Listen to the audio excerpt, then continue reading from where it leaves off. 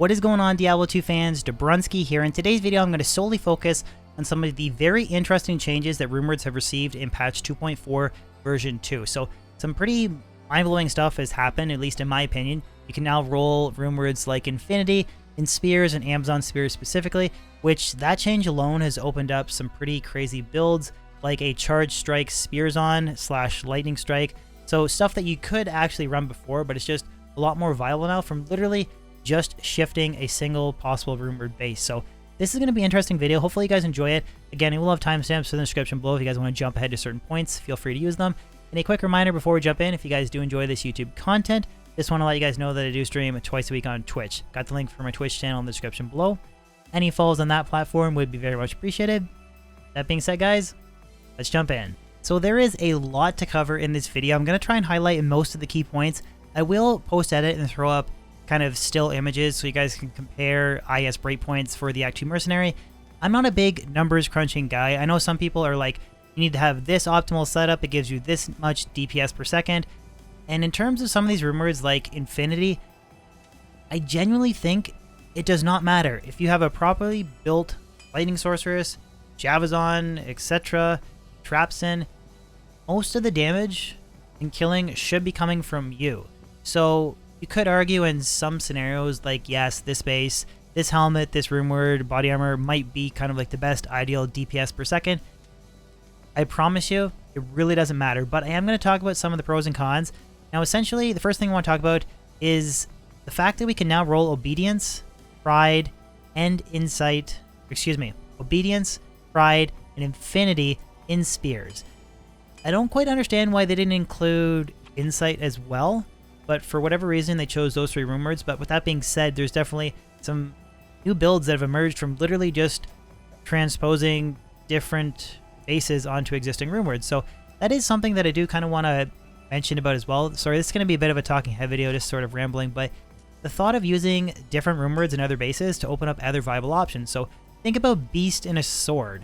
You could rock a very high-end Act 5 Mercenary with the new Frenzy setup, Last Wish, and Beast. Now, he wouldn't do tons of damage if you had it in Phase Blades, but it would provide you with Fanaticism and Might Aura. So it's kind of an alternative to the Act 2 Might Aura Mercenary and then using Pride. Or Insight and Swords. You could then have Meditation Aura with a teleporting, say, Act 3 Mercenary casting Static if you're a Tesladin, and you already have a very high Conviction Aura, so he'd have good static field, like etc. I just think there's a lot of different possibilities. So that's what they've actually unlocked with like Infinity and some of these Spears. I mean, literally, Charge Strike Spears on is something that you could roll before, but now that you can roll Infinity here in an Amazon Spear, it just opens up more opportunities for new builds. So that's kind of what I wanted to focus on first, is just talking about some of the new builds that have been unlocked. And the first build I just want to talk about is the Charge Strike Spears on Amazon setup. Now, I have made a video on this previously. I'll have it linked in the description below, but Lightning Strike and Charge Strike are now super viable using these Spears because you get the additional negative lightning res that's on Infinity. If you have Infinity on your Mercenary, you only get the negative res from the Conviction Aura. With this setup, you get the level 12 Conviction Aura, but then also that negative 45 to negative 55 lightning res. So that makes a huge difference for Charge Strike, Lightning Strike. It makes a very powerful build. It gives it different spin and playstyle. You could argue it might be a little bit slower, like it doesn't quite have the AoE, but it did crush Chaos Sanctuary. You could just run in Lightning Strike and then Charge Strike everything else. It was a very fun build, opened up from Infinity in Amazon Spears specifically. Now, I do want to spend some time talking about the benefits of the other Spear bases and what to try and look out for. So I first want to take a look at the Mancatcher base. So this can roll up to a maximum of 5 open sockets.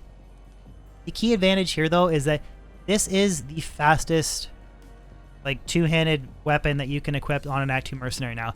It has a negative 20 weapon speed base compared to the negative 10 on a Thresher or a Giant Thresher, so you can actually achieve specific breakpoints a little bit easier with this setup. And also, because it's 5 open sockets, you could roll a guaranteed Obedience, like if you drop an Eth1, Larzikit, you'll get 5 open sockets. It's a solid choice to roll Obedience. I don't know if I would roll Pride in one. Like, I have Pride over here. I mean, Pride is such a low DPS weapon that you could maybe roll it in like a 5 open socket.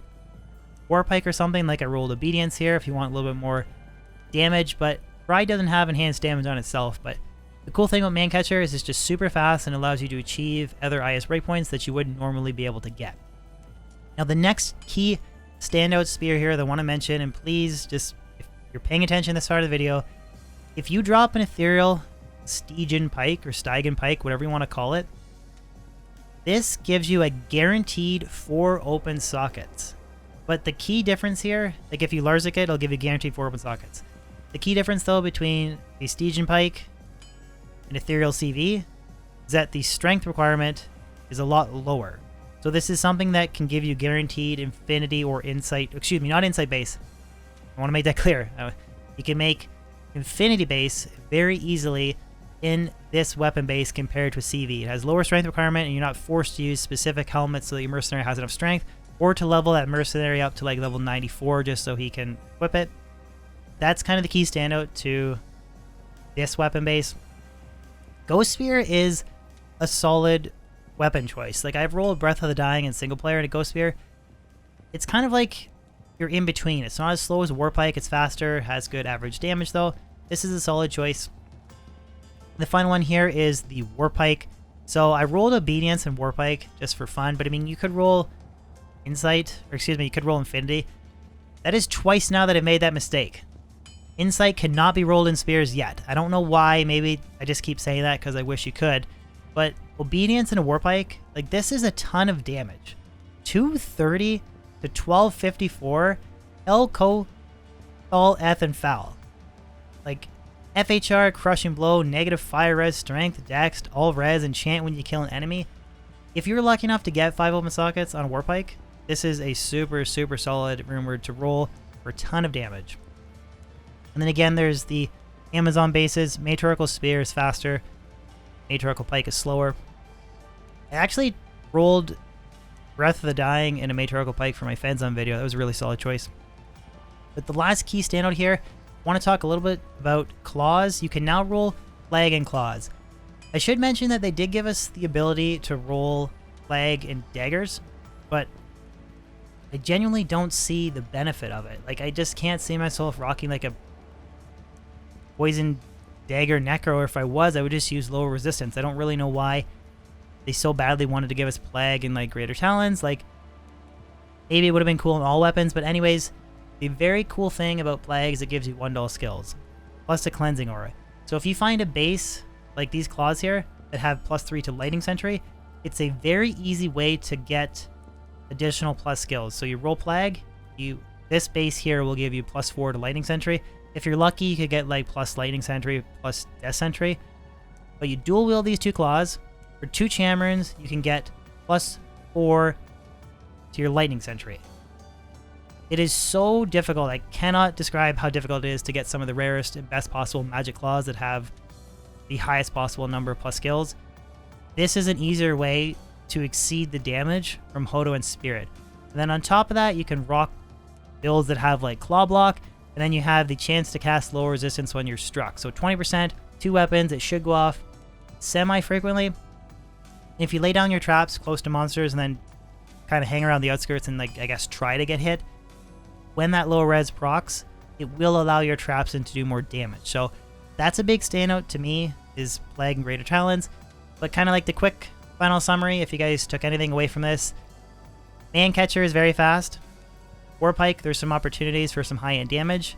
The Stygian Pike, or Stygian Pike, is an easy base to roll the rumored Infinity in. So that's kind of the quick wrap-up, and I guess Plague and Claws is...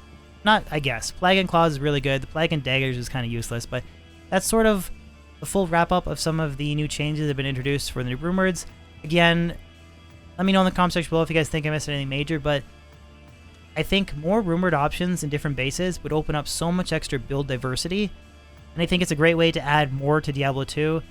It's not as intense as new characters. Like if down the road we get new rune words in addition to the new ones we already got, and we can roll some existing rune words in different bases, that will open up different build diversity in itself, and I think is maybe a good way to avoid power creep. But again, just sound off in the comment section below if you guys agree, disagree. If you made it all the way to the video, I do appreciate it.